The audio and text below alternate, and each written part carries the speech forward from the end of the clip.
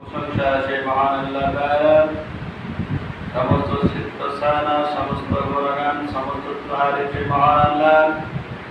তিনি আজকে আমাদেরকে পার্থিব জীবনের সকল কাজকর্ম ফেলে রেখে, দুনিয়াকে ফেলে রেখে, আল্লাহ সুবহানাহু ওয়া তাআলা আমাদেরকে এখনো পর্যন্ত মসজিদে উপস্থিত হওয়ার, ধার্মিক হওয়ার, বসার তৌফিক দান করলেন। সেই মহান আল্লাহর দরবারে লাখ কোটি শুকরিয়া আদায় করছি। সবাই বলি আলহামদুলিল্লাহ। যে মহান মানুষ যিনি ছাড়া জান্নাতে যেতে পারবো না, যার সাফায়েত ছাড়া জান্নাতে যেতে পারবো না, সেই আখিরাতের সাফায়েতকারী আমিন, রহমতুল লিল আলামিন জনাব মুহাম্মদুর রাসূলুল্লাহ সকলে পড়ি সাল্লাল্লাহু আলাইহি ওয়াসাল্লাম। পবিত্র কালাম মাজিদ থেকে 3 নম্বর সূরা আল ইমরানের 185 নম্বর আয়াতটি তেলাওয়াত করেছি। আল্লাহ তাআলা যদি তৌফিক দান করেন তাহলে এর সঙ্গে কিছু আয়াত দেখে আমি আমার খুতবা ইতি করার চেষ্টা করব। ওয়া তৌফিক ইল্লা বিল্লাহ। আপনারা কেমন আছেন? আলহামদুলিল্লাহ। সবসময় আমরা প্রশংসা করব কার? সবসময় গুণগান গাইব কার? আমাদের হায়াতের মালিক কে? রিজিকের মালিক কে? কেউ যেটা দেখে না দেখে কে? কেউ যেটা পারে না পারে কে? সব কিছুর দায়িত্ব নিয়েছেন আপনার আমার একমাত্র মহান আল্লাহ তাআলা। বলেন সুবহানাল্লাহ। আল্লাহ তাআলা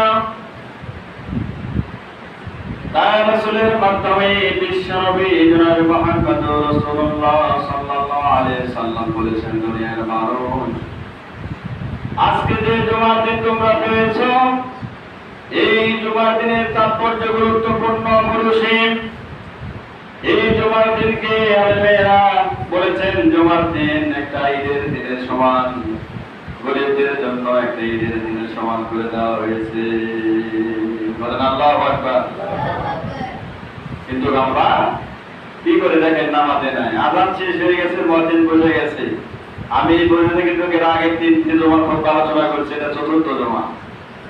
অর্থাৎ সারা বাগমারা সহ আত্রাই, পুটিয়া, দুর্গাপুর, আনি সহকারে এই পর্যন্ত প্রায় 131টা মসজিদের জুমার খুব আলোচনা করছি, মানে মসজিদে।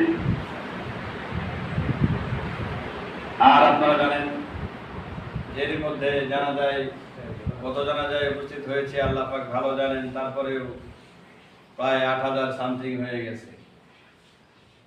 অনেকে বিশ্বাসই করতে চায় না তো জানা যায় কিভাবে উপস্থিত হয়েছে। তো আল্লাহ তাআলার অশেষ মেহেরবানি, প্রায় দীর্ঘদিন অসুস্থ ছিলাম, 18-20 দিন। হঠাৎ করে আপনার ইউরিক অ্যাসিড শরীরে বেড়ে যেয়ে পায়ে ব্যথা, শরীরে বিভিন্ন সমস্যার কারণে ইমামতি করতে যেতে পারি নাই, কোনো জায়গায় দাওয়াত গ্রহণ করতে পারি নাই।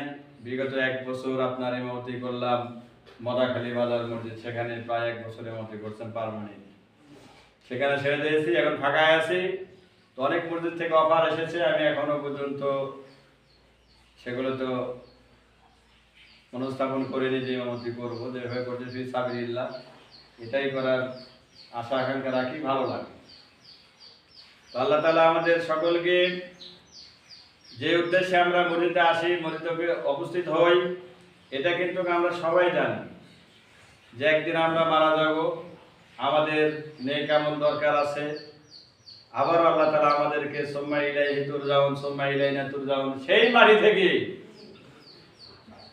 যে আল্লাহ তাআলা আপনাকে সৃষ্টি করেছেন, বানিয়েছেন, তিনি আপনাদের আবারও, মনে করেন না যে আপনি মাটিতে চলে যাচ্ছেন, মাটি হাড় খেয়ে নিচ্ছে আর মাটির ভিতরে আপনি বিলীন হয়ে যাচ্ছেন, এটা চিন্তা করেন না। যে আল্লাহ একবার তৈরি করেছেন, আপনাকে বানিয়েছেন, বলেন তো একটা জিনিস, মোবাইল ফোন যখন ভেঙে যায়, যিনি তৈরি করেছেন তার পক্ষে কি আবার জোড়ানো সম্ভব কিনা বলেন তো? সম্ভব। কথা বলেন, অবশ্যই সম্ভব। কারণ যে আল্লাহ আপনাকে খণ্ড খণ্ড করে ঠনঠনে মাটি থেকে, কাদা মাটি থেকে আপনাকে তৈরি করলেন, এ আল্লাহ আবারও আপনাকে সেখান থেকে আবারও বানাতে পারেন কিনা বলেন তো? পারেন। এই বিশ্বাস যার মধ্যে নাই তা কিন্তু ঈমান হারা হয়ে যাবে। এই জন্য আল্লাহ তাআলা বলেছেন মৃত্যুর কথা কোরআনে একবার নয়, দুইবার নয়, কোরআনে 3টি জায়গায় খালি একই কথা বলছে, মানুষ তোমরা সাক্ষী রেখো। রাসূলকে বলেছেন যে রাসূল 63 বছরের পরে আর তিনি বেঁচে থাকতে পারে নাই, পৃথিবীর বুক থেকে তিনিও চলে গেছেন। এরপরে বলেন তো আমাদের যাওয়ার দরকার আছে না নাই? আমরাও চলে আছি।